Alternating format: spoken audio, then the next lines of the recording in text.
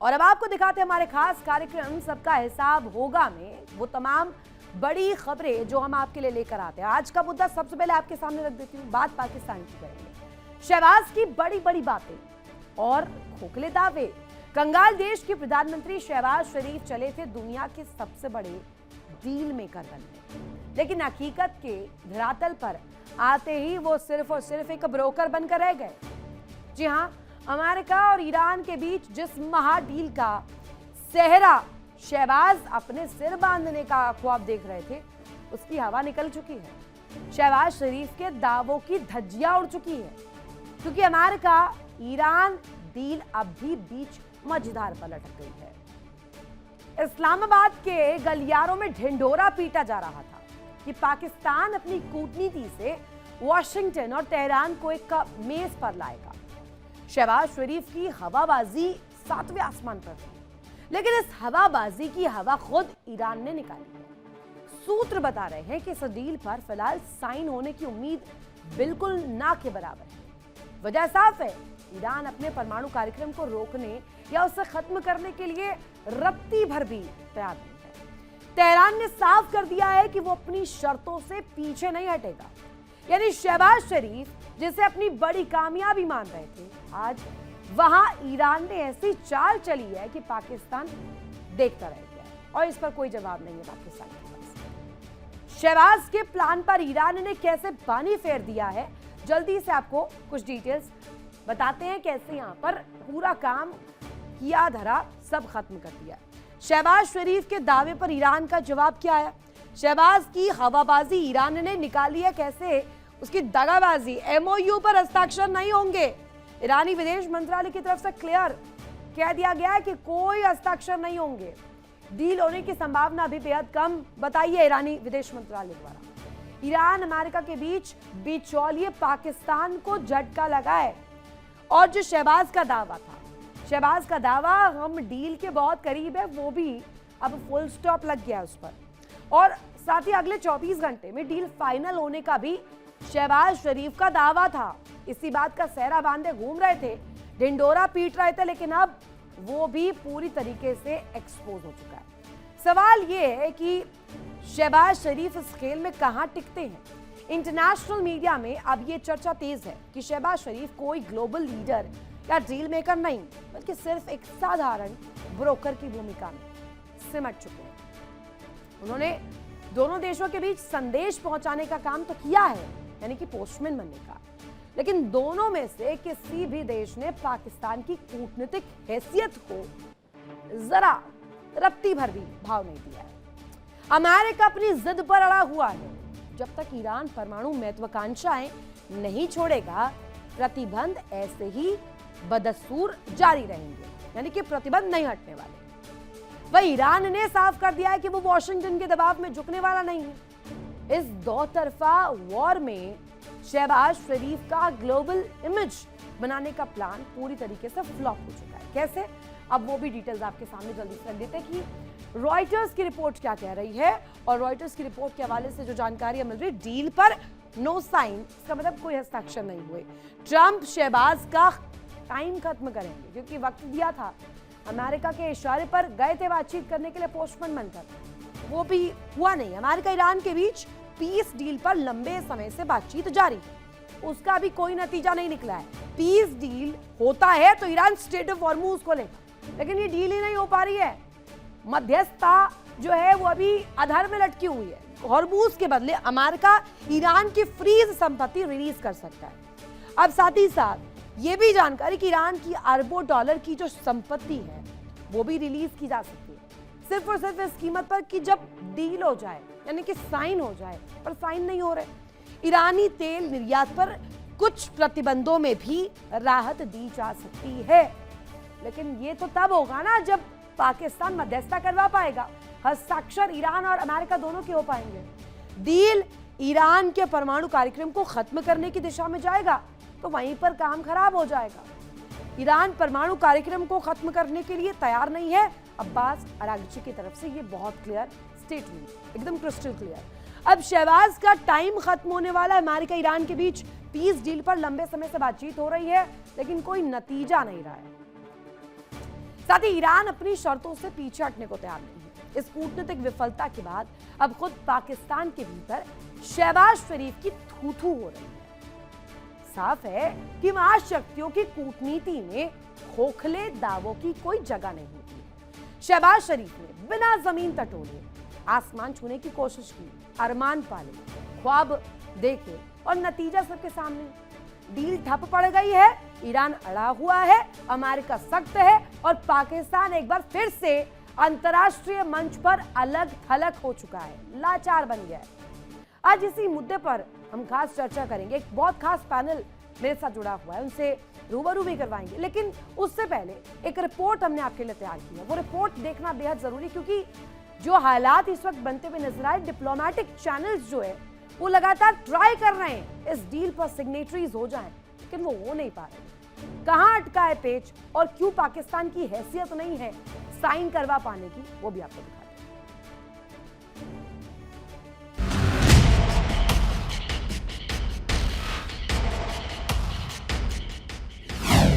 शहबाज की हवाबाजी, ईरान ने निकाली दगाबाजी।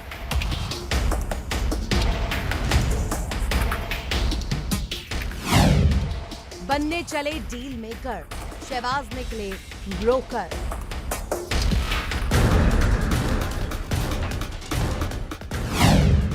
अमेरिका ईरान में नो डील, खाड़ी में शांति किल। डील पर नो साइन, ट्रंप करेंगे शहबाज का खत्म टाइम।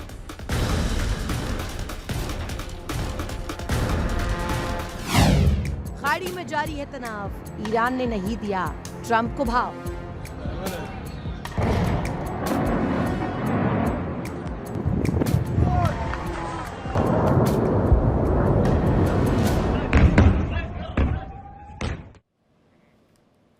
तो आपने रिपोर्ट देखी कैसे यहाँ पर एक्सपोज पाकिस्तान हो रहा है और उसके तमाम जो प्रयास मध्यस्थता के जो वो पूरे सपने देखा करता था वो भी चकनाचूर हो चुके हैं। अब सवाल यही कि आखिर क्या करेगा पाकिस्तान, और आज का सबसे बड़ा सवाल ये कि क्या ईरान डील पर अपनी शर्तें लादकर पाकिस्तान और उसकी आका अमेरिका को उनकी औकात याद दिला रहे हैं?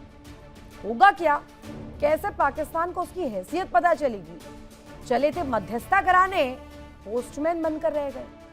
इसी पर करेंगे बड़ी चर्चा। हमारे साथ खास मेहमान जुड़े हुए हैं, तारुफ करवा दूं आपका, मेजर जनरल राजन कोचर सर हमारे साथ जुड़े हुए हैं, साथ ही साथ कर्नल सुशील पठानिया सर हमारे साथ जुड़े हुए हैं, राजा काशिफ भू राजनीतिक विश्लेषक के तौर पर पाकिस्तान से हमारे साथ जुड़े हुए हैं, मौलाना नाजिम अशरफी ईरान मामलों के जानकार, प्रियंका यादव भू राजनीतिक विश्लेषक के तौर पर रूस से हमारे साथ लाइव कनेक्ट हैं। सभी का स्वागत तहे दिल से। प्रश्न मेरा सबसे पहले राजन सर आप ही से, एक भूमिका होती है मध्यस्थता की, एक हैसियत की बात की जाती है, कॉन्फिडेंस की बात की जाती है और एक दबदबा होना चाहिए दो देशों के बीच किसी भी मध्यस्थता को कराने का। पाकिस्तान में वो इंटेंसिटी आपको दिखती है क्या? जय हिंद ऋतु जी और फेलो पैनलिस्ट को भी जय हिंद मेरी तरफ से।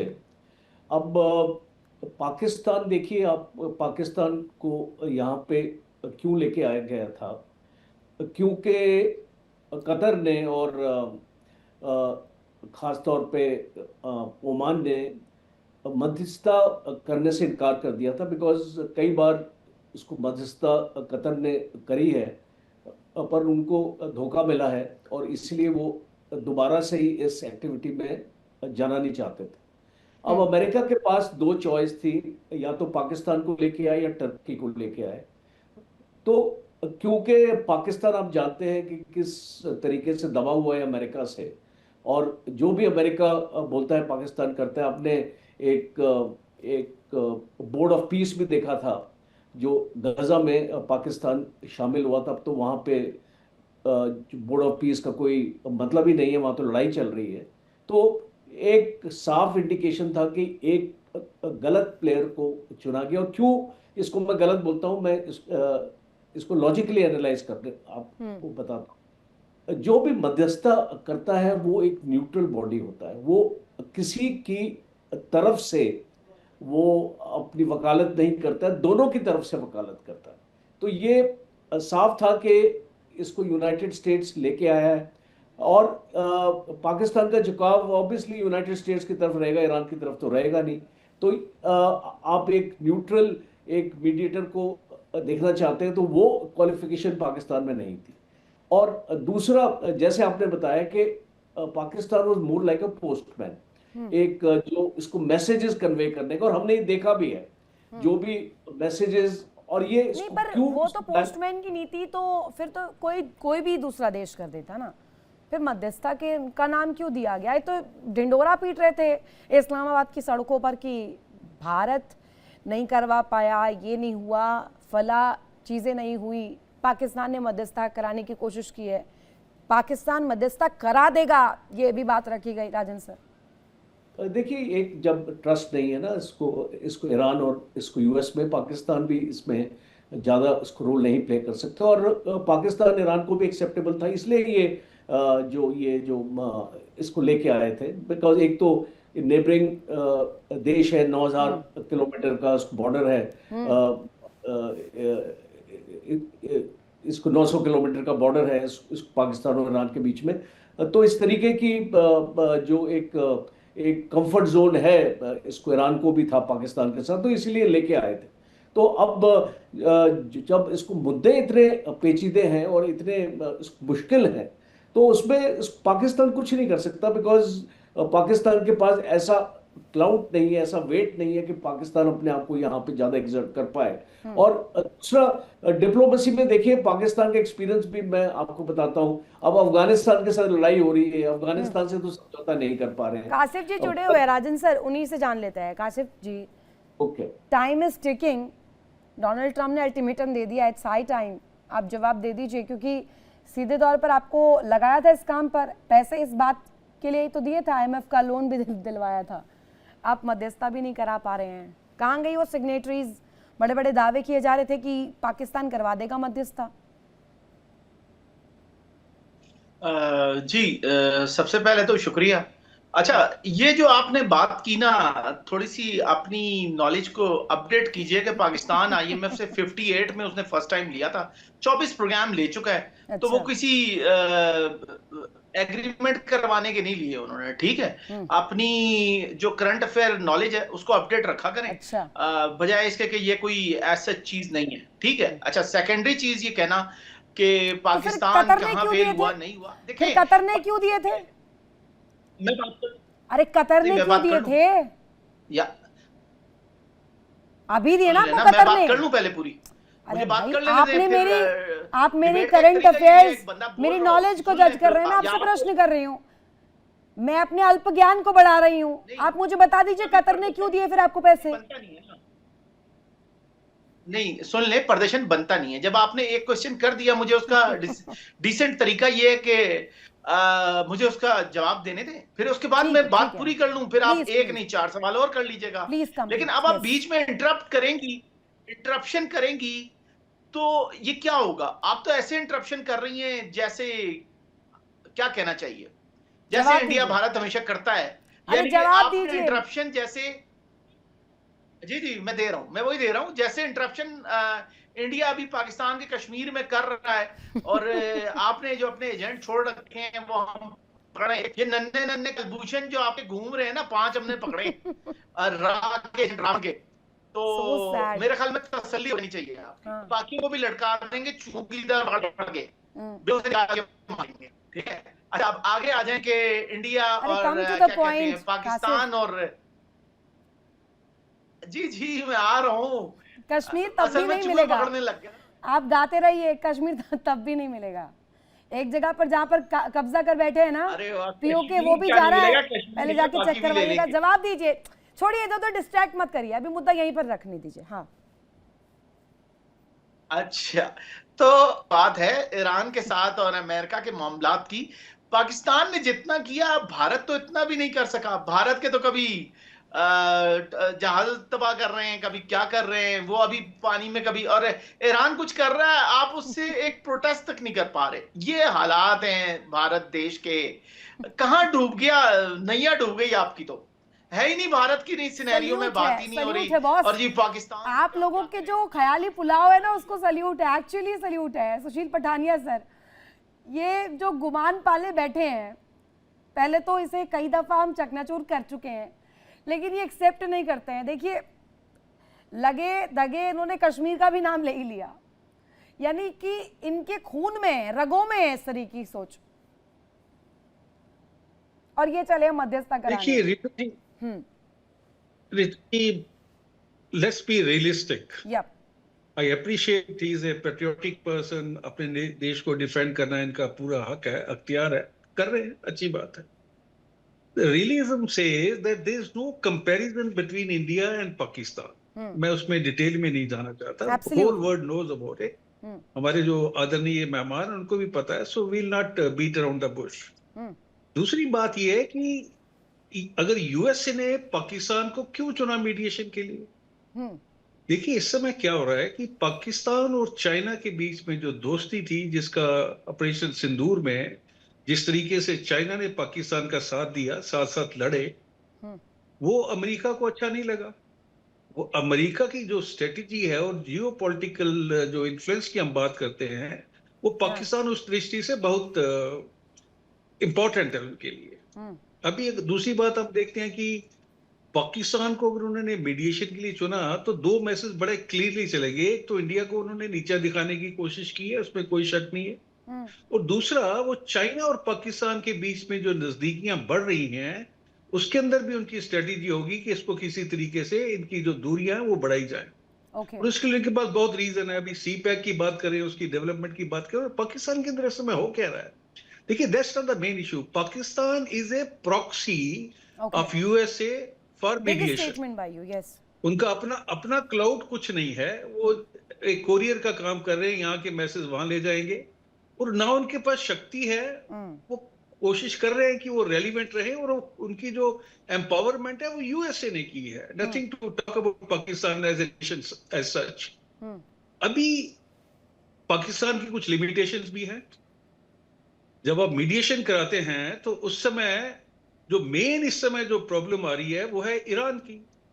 और ये बहुत बार देख चुके हैं हम कि यूएसए जो है, उनके ट्रंप जो है, वो डिक्लेयर करते हैं कि बस जी आज हो जाएगा, कल हो जाएगा, कुछ नहीं हो रहा है। और जो भी उनके क्लेम आते हैं उसके काउंटर क्लेम ईरान से आ जाते हैं। तो Pakistan has got as it is very limited role to play, so let's be very clear about it. अगर मेन मुद्दे की हम बात करें कि अभी ये जो आज होना था नजरिए से, मैं अगर सिंपल बहुत क्रिस्टल क्लियर आपसे पूछूं, है हैसियत पाकिस्तान में मध्यस्थता करवाने की? सुशील सर, आप मेरे से पूछ रही हैं? जी जी जी जी।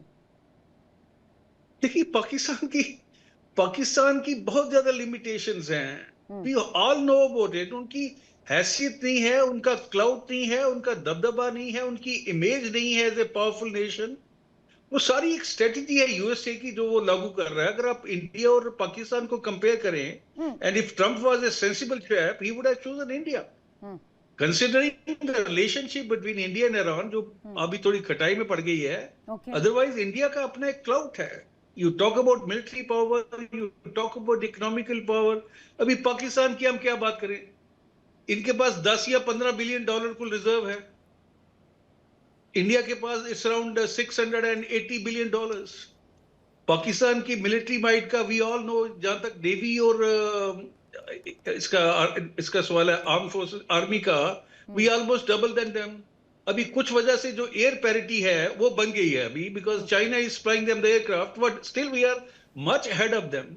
और जब हमारी जो बात चल रही है SU-57 और राफेल प्रोक्योर करने की, तो वो जो गैप था, एक चर्चा और भी होती है डिप्लोमेटिक टर्म्स में, जियोपॉलिटिकल वर्ल्ड में, कि Pakistan is मियर a tissue paper for America, कि सिर्फ और सिर्फ एक टिश्यू पेपर की तरह इस्तेमाल करना है। जब वक्त पड़े, जब जरूरत पड़े, पाकिस्तान को यूज कीजिए, और जैसे ही खत्म हो वैसे ही टिश्यू पेपर को जैसे इस्तेमाल करने के बाद फेंक दिया जाता है, वैसे ही पाकिस्तान को कचड़े के डिब्बे में फेंक दिया जाए।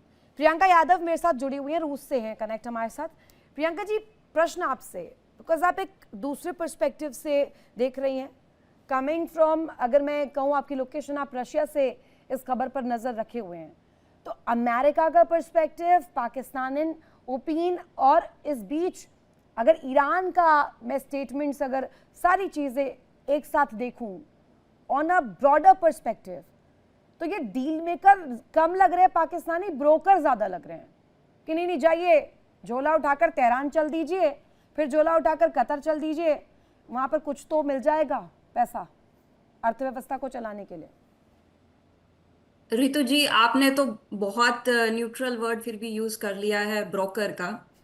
मैं तो यूज करूंगी वर्ड जो वो डुगडुगी नहीं दे देते हैं बजाने के लिए कि जाइए डुगडुगी बजा लीजिए आप खुश, जैसे एक तरीके से जैसे इनके लिए वो वाला समा हो गया है, जैसे कि इंडिया पाकिस्तान मैच होता है, इनको एक मिल जाती है डुगडुगी बजाने के लिए। देखिए हमारा हायर स्टैंड हो गया है अब इस तरीके से, जब भी कोई पीस डील होती है तो आप पोस्टमैन भी नहीं है इस पीस डील में भी, क्योंकि आपको पता है यूएस से डायरेक्ट बात करता है ईरान के साथ। Postman then what? अब डायरेक्ट कन्वर्सेशन। पोस्टमैन नहीं तो फिर क्या क्या टर्म देंगी आप उसको? मैंने अभी आपको टर्म दी, इसमें दे आर जस्ट कि डुगडुगी बजाने के लिए कि आप इंडिया को चढ़ा लीजिए। हमें कोई बीच में चाहिए कि जब भी हम पीस की बात करते हैं they are preparing for something. जब वो पीस की बात करते हैं, डील की बात करते हैं, उनको प्रिपेरेशन करने के लिए कुछ करना होता है। तो उस टाइम पे उस पीस डील की बात को आगे बढ़ाने के लिए एक बंदर चाहिए होता है, डुगडुगी बजाता रहे, इधर साइड में इंडिया को चढ़ाता रहे और इधर अपने हमारा काम करता रहे। तब तक यूएस और ईरान डायरेक्ट बातचीत में होते हैं, पाकिस्तान किसी बातचीत में नहीं होता।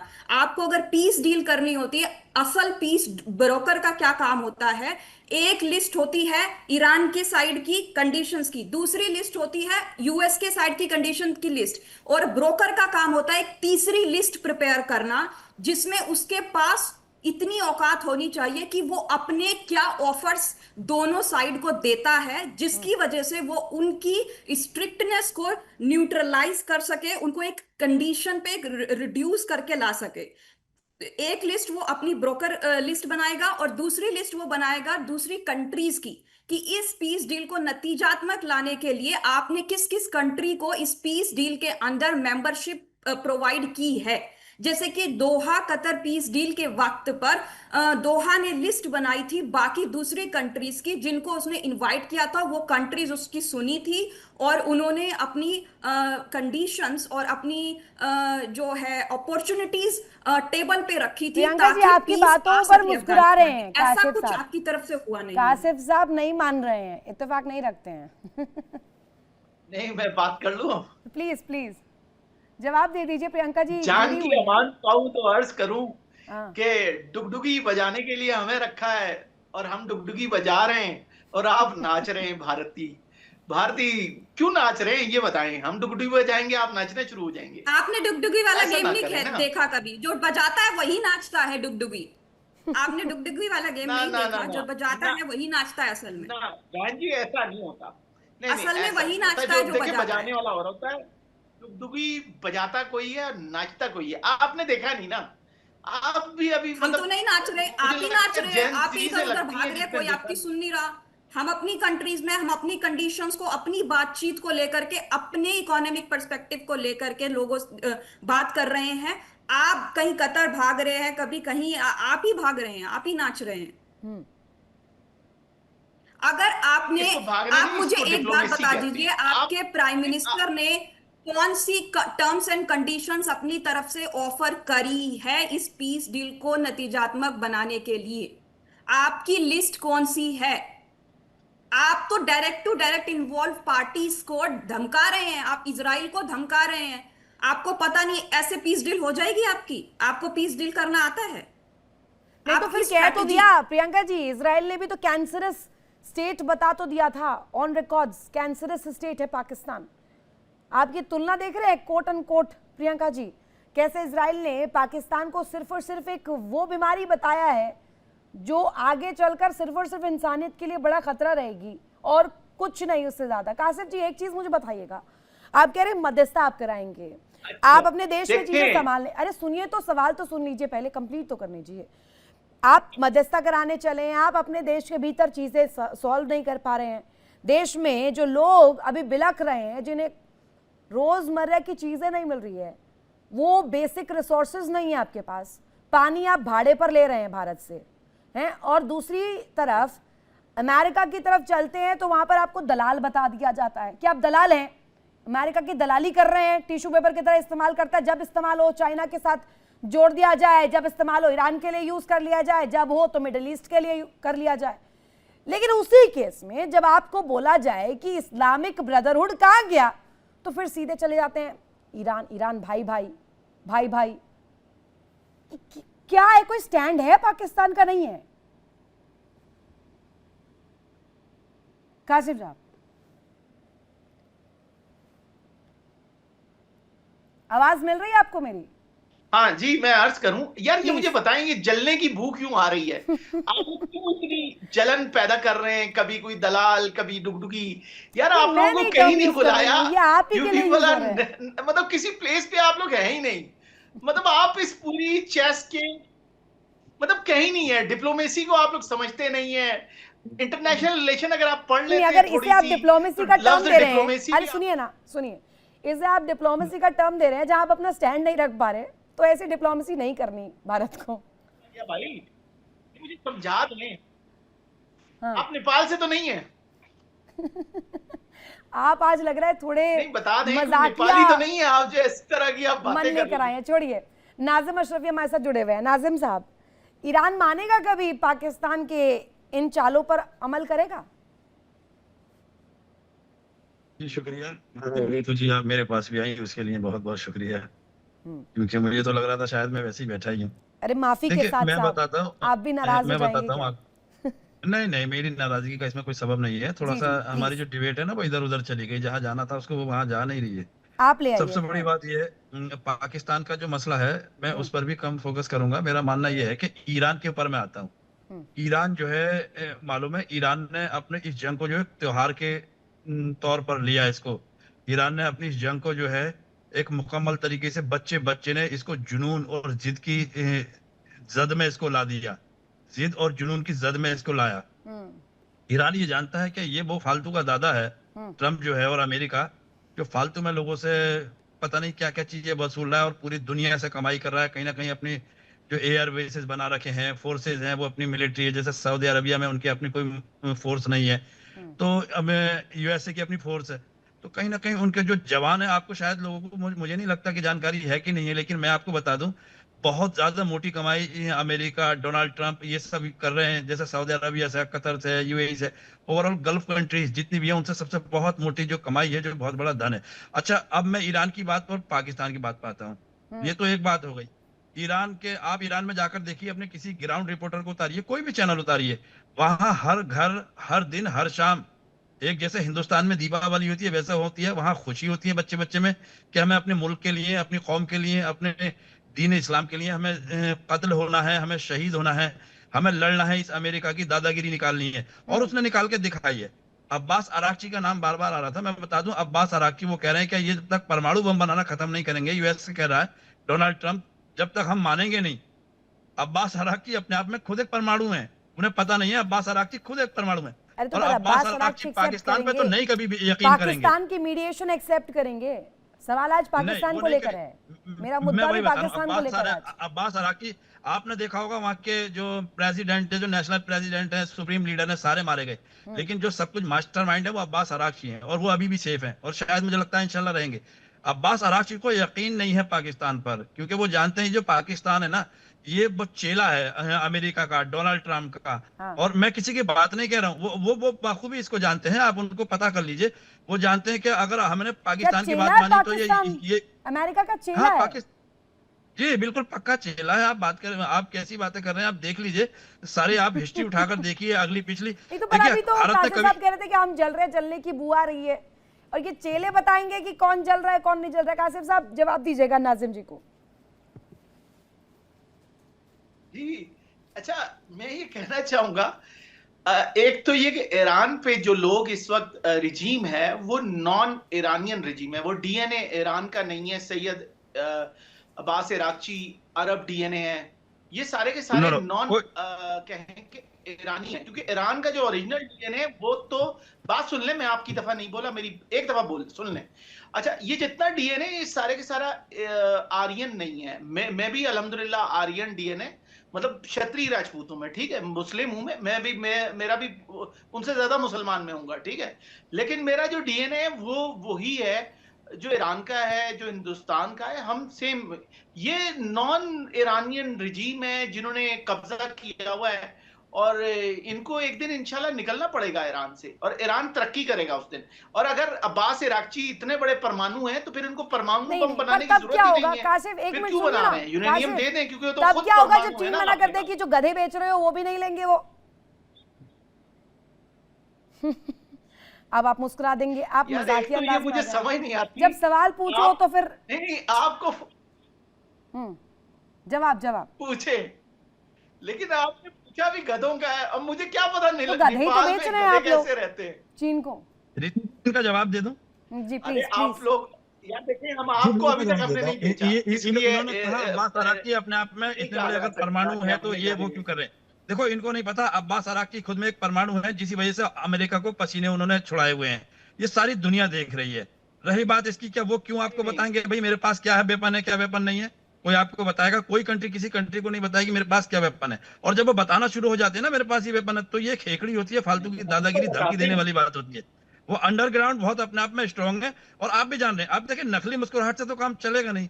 कासिम भाई, आप तो जान ही रहे हैं, ये नकली गहरा मुस्कुराने से जख्म मैं भी है, मुस्कुरा छोड़ दूंगा। दीजिए नाजिम लेकिन साहब। इस हकीकत यह है, गहरे अब्बास जख्म को अराक्ची और ज्यादा आपकी मत बात नहीं कुरेदिए। मानेगा। राजन साहब, अब्बास राजन अराक्ची सर, ने राजन सर से एक सवाल। राजन सर, अगर ये तो रही पूरी तरीके से पन वाली बातें, लेकिन अगर ऑन ग्राउंड आए और एक्चुअल ग्राउंड कंडीशन अगर हम देखें तो अमेरिका कितना ज्यादा मानता है पाकिस्तान की रॉयल्टी को? क्योंकि पाकिस्तान एक ऐसा देश, अमेरिका के साथ बैठेगा तो ईरान की चुगली, ईरान के साथ बैठेगा तो अमेरिका की चुगली। ये तो वही वाला पोस्टमैन वाला जो हिसाब किताब जो अभी बता रही थी प्रियंका जी, डुगडुगी लेकर हर दफा बजाते भी हैं, नाचते भी हैं, कभी अमेरिका की ताल पर, कभी ईरान की ताल पर, कभी मिडिल ईस्ट में, कभी कहीं।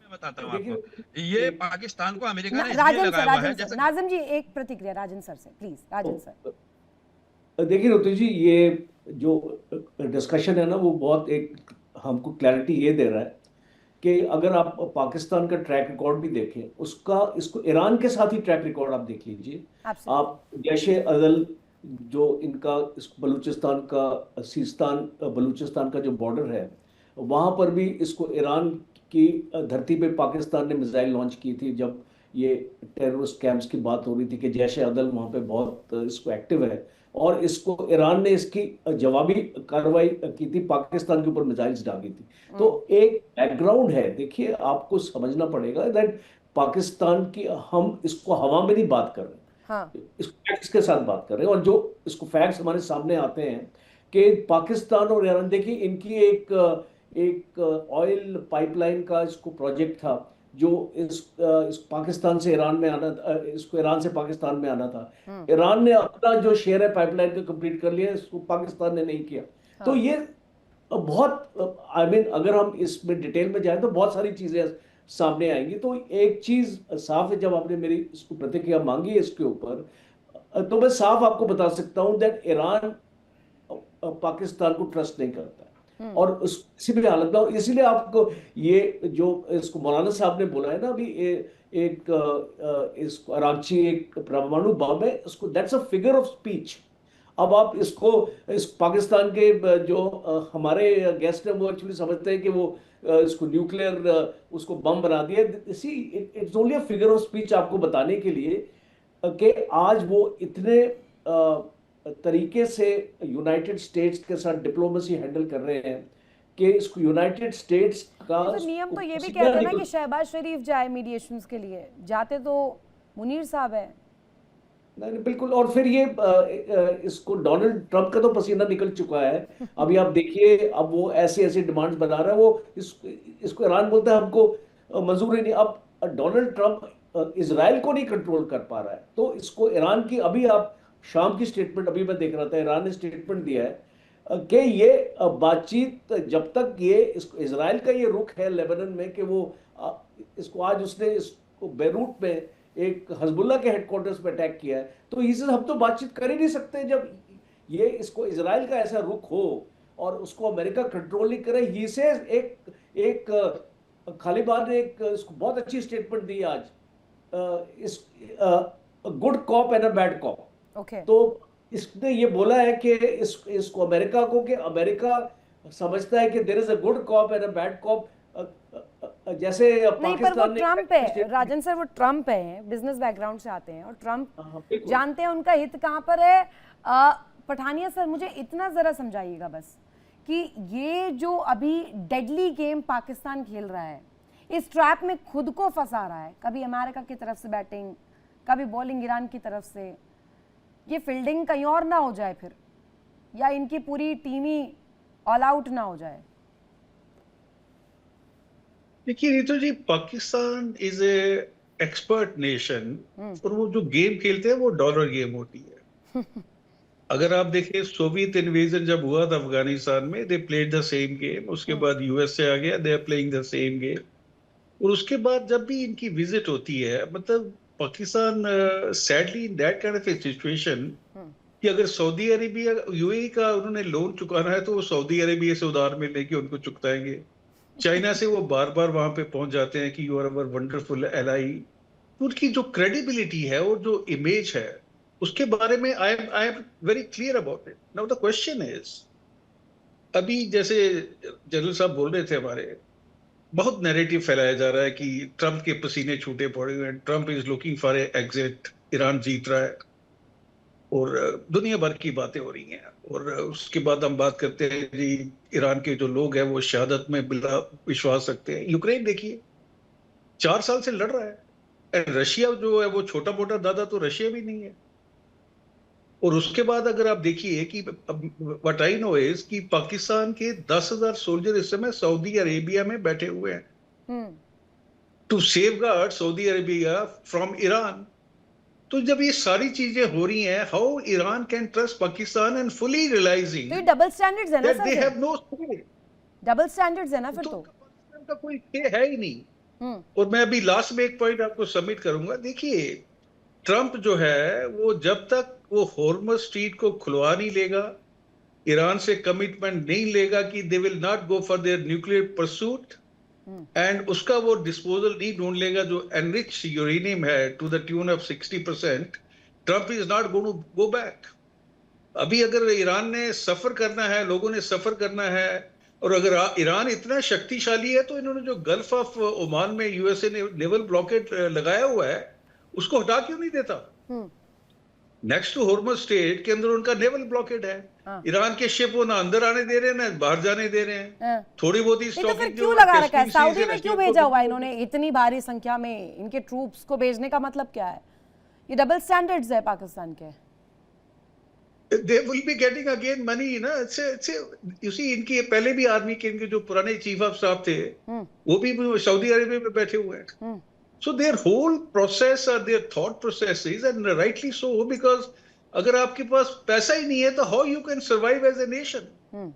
इनका इकोनॉमी देखिए आप, इनके पेट्रोल के रेट देखिए, इनके डॉलर का कन्वर्जन फैक्टर देखिए, तो they are in a very deep state of trouble जिसको मैं बोल सकता हूँ। तो ऐसे में you can not survive and thrive, you know, for a longer period. एक सवाल प्रियंका जी से मेरा। प्रियंका जी, अभी हम अभी तक कहते आए कि मीडिएशंस, बड़े बड़े टर्म्स, मध्यस्थता के कंडीशंस, कॉम्प्रोमाइजल स्टेट्स, बहुत बड़ी बड़ी लंबी चौड़ी जो लिस्ट है वो भी सामने आ जाती है। बहुत बड़े भारी भरकम शब्द इस्तेमाल किए जाते हैं, डील मेकर। पर पता नहीं क्यों मेरा एनालिसिस इसमें कुछ और कहता है। पाकिस्तान डील मेकर से ज़्यादा डील ब्रेकर लगता है मुझे। Please correct me if I am wrong. आप बिल्कुल सही कह रही हैं, क्योंकि इनकी जो डिप्लोमेटिक लैंग्वेज है वो हमको सबको पता है किस तरीके की इनकी डिप्लोमेटिक लैंग्वेज होती है।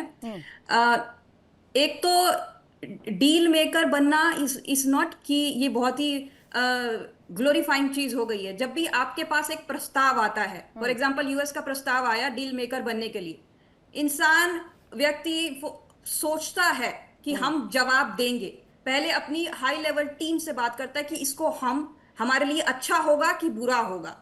हम अगर इसको यूज करेंगे तो हमारे कैसे बेनिफिट ले सकते हैं इनके इससे? पास तो क्या टीम हम भी इसके नहीं है, ईरान के साथ दो ही अपने लोग रिश्ते- हैं, शहबाज शरीफ और मुनीर। हाँ, तो वो तो है नहीं ना, तो और वो लोग भी क्या करते हैं, इनकी एम्बेसीज को नहीं पता किस तरीके के बयान देने हैं। ईरान के बारे में भी गलत बयान दे रहे थे। सोचो जिसकी पीस डील करवा रहे हैं उसी के बारे में बैठे बैठे गलत बयान दे रहे हैं ये लोग अभी। आप उनको न्यूज चैनल पे सीधा सीधा आपको नहीं पता, आप डिप्लोमेसी की बात कर रहे हो और आपकी लैंग्वेज देखिए। आपने अभी ईरानियन पैनलिस्ट को कैसे बोल दिया कि डीएनए पे ही सवाल उठा दिया आपने। आपको पता है दैट इन डिप्लोमेसी आपको जब अपना ध्यान रखना पड़ता है लैंग्वेज का। इसी तरीके से आपकी एम्बेसीज, आपके जो दूतावास है, सब जगह ऐसे ही बोलते हैं। और इसी तरीके से आपके जो हाई लेवल एक्सपर्ट्स और पॉलिटिकल लीडरशिप है वो बोलते हैं इस तरीके की। आपको पता है, अगर आप प्रॉपर ब्रोकर होते, पहले आप सोचते, अपनी हाई लेवल टीम से बात करते, फिर आप देते जवाब, और उसके बाद कासिफ आपको साहब। नेक्स्ट डे से ही लग जाना था सारी कंट्रीज को जो डायरेक्ट फर्स्ट सरकमफेरेंस में इन्वॉल्व है, जैसे कि इजराइल, ईरान और मिडल ईस्ट, इन सब को इसमें मेंबरशिप में लाने में आपकी कोई नहीं सुनने वाला। आप जाइए यूएई और प्रियंका सऊदी जी से कह रहे हैं बोलेंगे कि तो कौन डोनाल्ड होता है ट्रम्प पहले भाव ही नहीं पैसा। दे रहे हैं, डोनाल्ड ट्रम्प भाव ही नहीं दे रहे मुनीर साहब को आपके। कासिफ जी, वाह वाह, क्या भाव, मतलब ये मेरी बहन को समझ नहीं आ रहा कि ये कहना क्या चाह रही हैं। ये वो डुगडुगी वाले कभी कह देती हैं, फिर उसके बाद पीस मेकर, फिर ब्रोकर, फिर पता नहीं क्या। पहले तय कर लें कि एक वर्ड। अच्छा, फिर डिप्लोमेसी की बात कर रही हैं, तो डिप्लोमेसी में कौन डुगडुगी वाला कहता है, कौन ऐसे वर्ड यूज करता है? ये वर्ड सारे आपके पास से आए हैं। ये बम्बार्टमेंट जो है ना आपके यहाँ से शुरू हुई है। और दूसरी बात ये है कि डीएनए की बात, डीएनए तो दुनिया की आज सबसे बड़ा फैक्ट है ना। मैं डीएनए की बात गलत थोड़ी कर रहा हूँ। आपका डीएनए अगर कोई और है तो मैं गलत कह सही नहीं नहीं सकता। होता है मेरा तो देखें जनाब, आर्यन है ना, डिप्लोमेसी में मैं आप तो एक उनके लिए राजपूत हूँ, पीस डील मेरा जो लाने की DNA है बात वो कर रहे सामने है। हैं। और दूसरी आपको पता नहीं है उनसे कैसे बात करनी है आपको। नहीं, देखें, आपको समझ में नहीं आ रहा। आप कभी आप कहती डायरेक्टली हैं इन्वॉल्व पाकिस्तान पार्टी डुगडुगी इजराइल वाला को है, गलत तरीके से कभी बात क्या कर है। रहे हैं। तो आप आप मुल्क को कुछ भी क्या कह दें, ऐसा थोड़ी होगा। आपको अगर इसमें देखिए, डिप्लोमेसी पाकिस्तान करनी है थी तो ना, तो आप आप इंडिया लोग वाला ठीक है। एंगल भी उठा करके नहीं लेके आते। आप सोचते यहाँ पर इंडिया के साथ भी अपने रिलेशनशिप कैसे इंप्रूव किए जा सकते हैं। This is diplomacy. आप औकात देखते नहीं है और बोलते रहते हैं कुछ भी। आप लोग के यहाँ से ही बयान आते इंडिया हैं को क्या कि सऊदी देखें? और UAE are not in the league of Islamism now, वो काफी चेंज हो चुका है। ये सब कुछ आपको रेक्टिफाई करना पड़ेगा। आपकी जो इमेजरी है ना, वो इस्लामिक वर्ल्ड में भी बहुत अच्छी नहीं है। आप वहां तक भी इन्फ्लुएंस नहीं क्रिएट कर पाते हैं, वाह। क्योंकि अच्छा, आपकी यानी कि देखें, लैंग्वेज अब बहुत ही आपको जो एक्सट्रीमिस्ट है, है आपको ये समझना होगा। दुनिया में पता नहीं कहाँ कहाँ की चीजें पता चल रही हैं। मतलब ना करें यार, ना ना ना ना, ऐसा नहीं होता, ऐसा थोड़ी होता है। कोई ऐसा कहता है? ऐसे ही कह देंगे, कुछ भी कह देंगे, कुछ भी। यानी कि आपने कह दिया पाकिस्तान का इमेज ऐसा है, पाकिस्तान का इमेज क्या ऐसा है है पाकिस्तान की आज इमेज? अरे नहीं, इंडिया का- रुकिए राजा कासिफ साहब, क्या है पाकिस्तान की इमेज? मुझे बताइए, कहाँ पे आपने मीडिएशंस कराई, कहाँ पे आपकी डिप्लोमेसी वर्क की है, कहाँ आपने एक तरह से एक स्टैंड लिया है? कौन सा स्टैंड लिया है आपने? डोनाल्ड ट्रंप के सामने आपकी नहीं चलती है, चीन के सामने आप नहीं चला पाते हैं, आपको गधे बेचने पड़ जाते हैं वहां पर। सीपैक आपका सब फेल हो गया है, पूरे मुल्क को आपने बेच दिया है, सेलिंग मोड आपने ऑन कर दिया है। कहाँ आपकी डिप्लोमेसी दिख रही है, मुझे बताइए। इतने आरोपी हो गए यार, ये तो क्या कहते हैं, आपने तो हमें कटेरे में खड़ा कर दिया कि हम सब कुछ हैं, लेकिन हम इतना कुछ हैं कि हमारे बगैर, हमारे पाकिस्तान के टॉपिक के बगैर आपका कोई शो नहीं चलता। पाकिस्तान है, दुनिया का कोई शो नहीं चल रहा। आज दुनिया में पाकिस्तान के वर्ड के बगैर दुनिया चल ही नहीं रही। नाजिम जी, सॉरी, भारत, नाजिम अशरफी जी कुछ कौन कहना है चाह रहे भारत? हैं। आपकी आज मुझे लग रहा है कि आपका मन ही नहीं है, आप डिस्ट्रैक्ट करने ही आए हैं सिर्फ। जी रितु जी, मैं एक बात कहना चाह रहा हूँ। जहां तक डीएनए का सवाल था, तो इन्हें पता नहीं है, इनका भी डीएनए इंडियन है। और मगर ये एहसान फरामोश लोग हैं, ये उस डीएनए को नहीं मानते, इंडियन डीएनए, क्योंकि इंडिया से पाकिस्तान एक छोटी सी टुकड़ी है जो बना है। एक बात तो ये हो गई, डीएनए का इन्हें पता ही नहीं। वहां जो रिजिम चेंज वाली बात है वो नहीं हो सकता। इन्हें अभी डीएनए के बारे में पूरी जानकारी नहीं है। पहले पूरी जानकारी करिए, उसके बाद बैठकर बात करिए। फिर मैं दूसरे भाई की एक बात करता हूँ। वो कह रहे थे कि ईरान जो इतना बड़ा बहादुर है, और ईरान ये है, ईरान वो है, और यूएसए मानेगा नहीं, डोनाल्ड ट्रंप जो स्टेट ऑफ हॉर्मुज को खुलवा देगा। तो मैं आपको बताता चलूं, डोनाल्ड ट्रंप की एक घुड़की में जो लोग 50% टैरिफ दे देते हैं, आप ये सोचिए कि कम से कम कोई आदमी जो जबर है और जो ताकतवर है, उसकी तरफ खड़ा होना इजी है, बहुत आसान है। लेकिन किसी कमजोर की तरफ खड़े होकर बात करना या अपनी कमजोरी में डटे रहना, ये बहुत बड़ी बात है। मैं अब्बास आरागची की बात करता हूँ, ये उन्हीं का दम है जो लोग खड़े हैं। और तीसरी बात ये है, मैं बता दूं, ये उनकी गलती नहीं है, वो अभी सूट बूट पहनकर जरूर बैठे हैं टीवी पर, लेकिन वो रूम में हो सकता है कि पाकिस्तानी सेना का कोई शख्स हो, तो उनके सामने उनको थोड़ा सा अपनी पोर्ट्रेयल अच्छी करनी है, उनकी मजबूरी है, उनके जख्मों को मत कुरे दिए। बहुत शुक्रिया ज्वाइन करने के लिए और अपना कीमती वक्त देने के लिए। इसी के साथ यहाँ रुकेंगे छोटा सा ब्रेक के लिए। ब्रेक के उस पार भी खबरें लगातार जारी है। इंडिया डेली अब आपके स्मार्ट टीवी पर मौजूद है। इंडिया डेली 24/7 देखिए आप इन सभी प्लेटफॉर्म्स पर लाइव। देखिए इंडिया डेली 24/7 अब आपके स्मार्ट टीवी पर। इंडिया डेली मौजूद है सभी डिजिटल प्लेटफॉर्म पर लाइव और लगातार। इंडिया डेली 24/7 हर दिन राष्ट्र को समर्पित।